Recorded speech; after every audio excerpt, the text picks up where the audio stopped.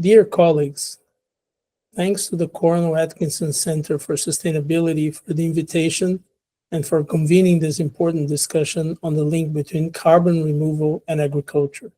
It is a privilege to share a few reflections as Brazil prepares to host COP30 in Belém. We know that carbon dioxide removal is not optional if we are to meet the Paris Agreement temperature goals. Alongside rapid emission cuts, we must also remove billions of tons of CO2 in the coming decades. Agriculture offers some of the most promising pathways to accomplish this through soil organic carbon enhancement, biochar, enhanced rock weathering, and other emerging methods. These practices can help us achieve net zero and even net negative emissions while also improving soil health, resilience, and food security. The potential is enormous, and the research and practice to date is cause for great hope. A global ecosystem accelerating real-world impact is rapidly taking shape all over the world, including, quite notably, in Brazil. But there is still critical science to take these methods to the next level of scale.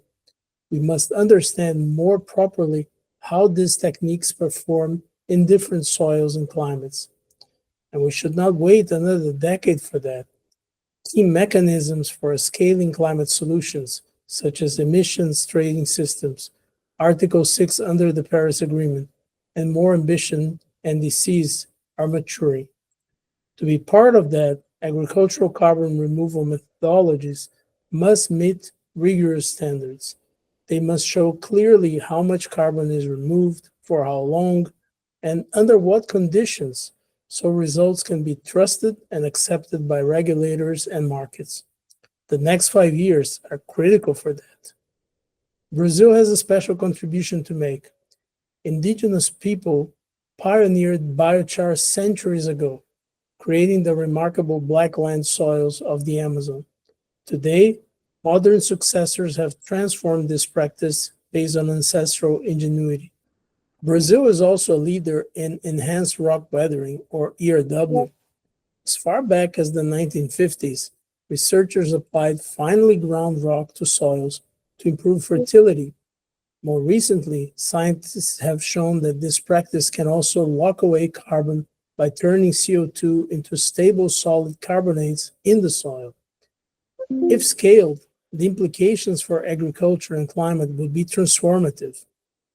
To realize this potential, we must accelerate research through international collaboration across leading science agencies, while also engaging local farmers, civil society, and aligned industries. History shows that the world has answered critical scientific questions through precisely this kind of cooperation. Brazil has played this role before through Embrapa's leadership in sustainable agriculture and by hosting the 1992 Rio Earth Summit.